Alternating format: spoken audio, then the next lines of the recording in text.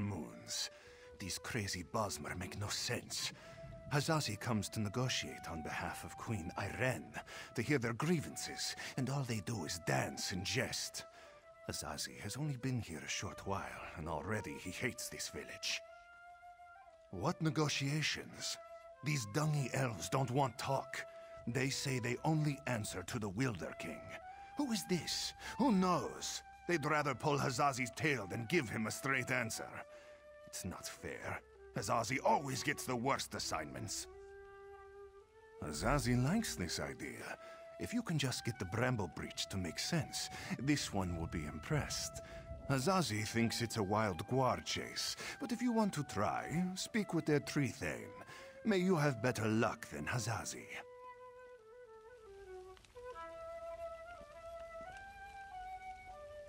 Will you join the Dominion or not?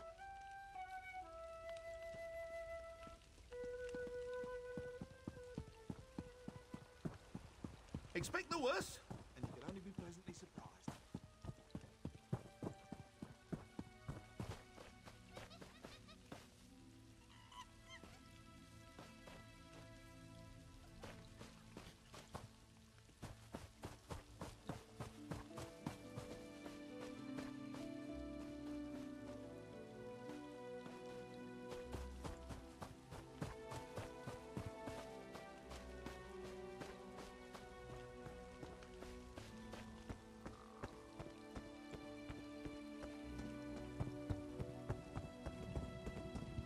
I didn't think I was being disrespectful.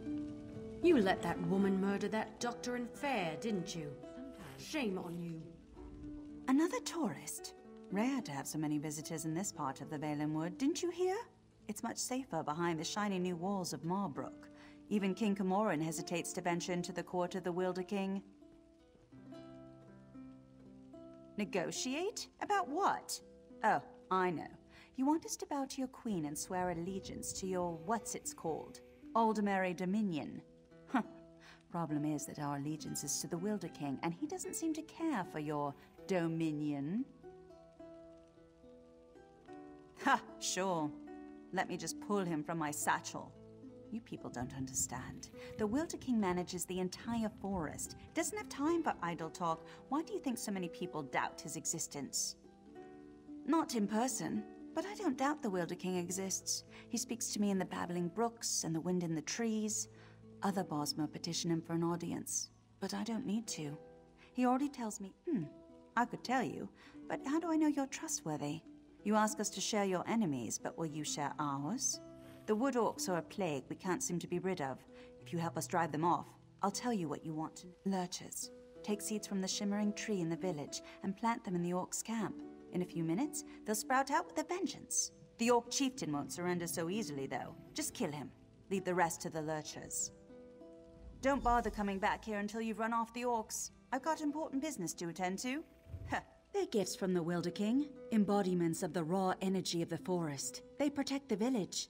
They're not so smart. We can't lead them against the orcs, but if they sprout straight into the orcs' camp, they'll know what to do. Well, if you plant them in some peat, they sprout into a flower, and then after some time, the flower grows into a lurcher. If you want more than that, you can ask the Wilder King himself, when you get that audience.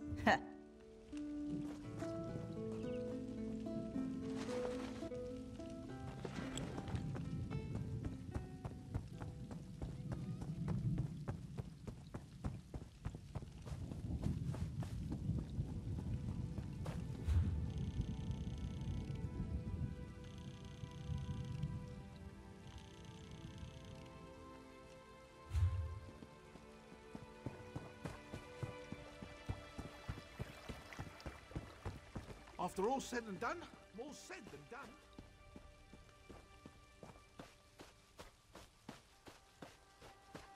Can you believe that tree thane? Was the tree thane as rude to you as she was to me? All I asked was how one might get an audience with the Wilder King, but the way she reacted, you would have thought I was trying to slaughter her children.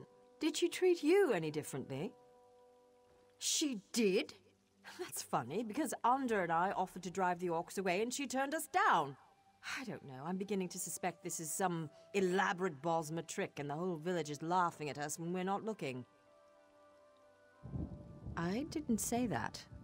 There is definitely a distinctive magical force in this part of Valenwood, but I fail to understand by what logic the Tree Thane decides who gets an audience with the Wilder King and who gets turned away. Oh, I'm Aranias. Maybe you've read my book, Spriggans in the Green, Story and Myth in Primitive Bosmer Society? Probably not, I guess. Anyhow, Under and I came in a scholarly pursuit to see if this Wilder King is really as powerful as they say. We'll just have to venture deeper into the forest on our own. We'll probably get lost and suffer a slow and painful death, but that's the risk we have to take. If you want, you can take the essence from the calliope tree and rub it all over your body to cloak yourself in a haze of forest moths.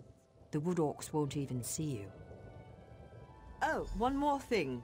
Onder scouted out the orcs' camp pretty extensively. He might have some useful observations if you ask. Good luck with the wood orcs and that tricky Tree Thane. Maybe we'll meet again when we find the Wilder King. Me?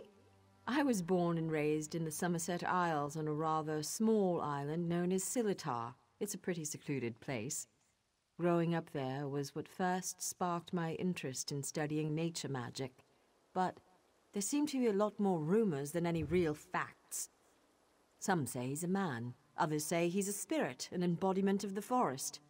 What I find most fascinating, though, is the rumor that he actually shapes the entire forest.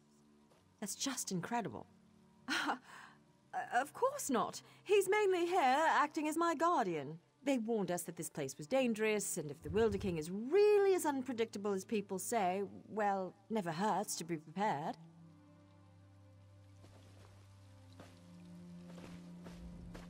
I spent several hours watching the wood orcs and evaluating their weaknesses. As a whole, their strength is in numbers. As long as you don't take on the entire camp, you should be fine. The chieftain's the one you have to watch out for. By the look of his scars, he's seen his share of battle, and he knows how to take a beating. Don't expect him to go down quickly. There's a shaman who's never far from his side as well. I'd focus on killing the...